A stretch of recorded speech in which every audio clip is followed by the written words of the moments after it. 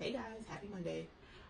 It's a new week, so it's a new motivation message coming straight from Yonette from Deeply Rooted.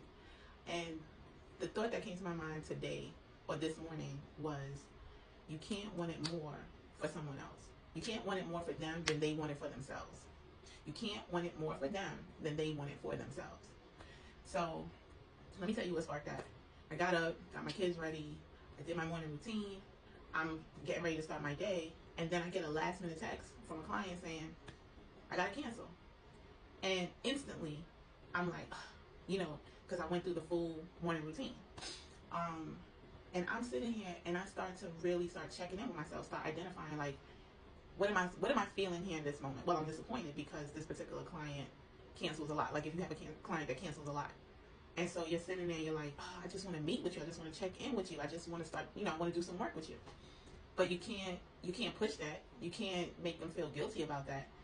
And you can't want it more for them than they want it for themselves. You can't. And I just had like an epiphany, you would say, because I'm sitting there and I'm like, Yonette, calm down, just relax. It's okay. They can cancel. You have policies. And you breathe through it because it's so easy to personalize it. It's so easy to make you feel as the therapist that you are the problem or they're ghosting you. And it does happen in therapy. You do have clients that show up and then just all of a sudden they don't show up at all. And you do start to care for your clients. But how do you handle that?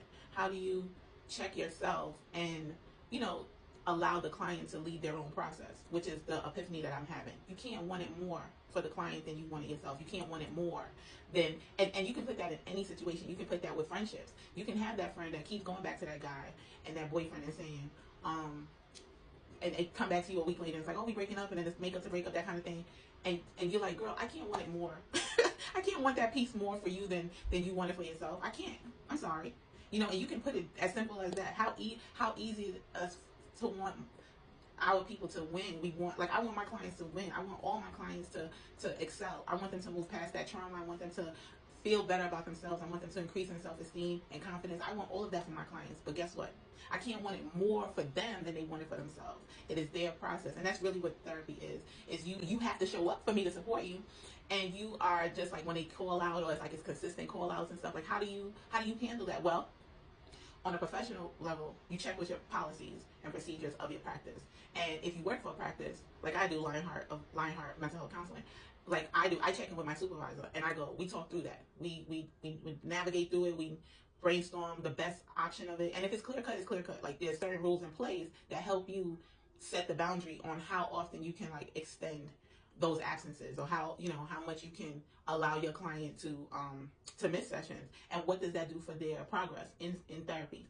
The next thing on a personal level, like what I experienced today, is to check in with yourself and to say you can't want it more for the client than they want it for themselves. And that really put me at ease. That put my whole mindset, it shifted my mindset, and I'm ready to start the day. I'm ready to start the week. I know I'm going to get more cancellation because it's 4th of July week, but I know now I have a message, I have a mantra that I can give to myself if I start that cycle of personalizing the situation, or starting to feel doubt in what I'm doing as a clinician. Life happens, you do have to miss, and there's emergencies and stuff like that. And the last thing you can do, and that includes your client, is if they do come into another session, if they do show up for their next session, have that conversation and say, hey, what's going on? Is it a schedule issue? You want to resolve the absence. You don't want to just continue to allow it. And maybe if you're dealing with a client that doesn't like confrontation or doesn't know how to have effective communication, you can walk them through that process in real life, as it's happening.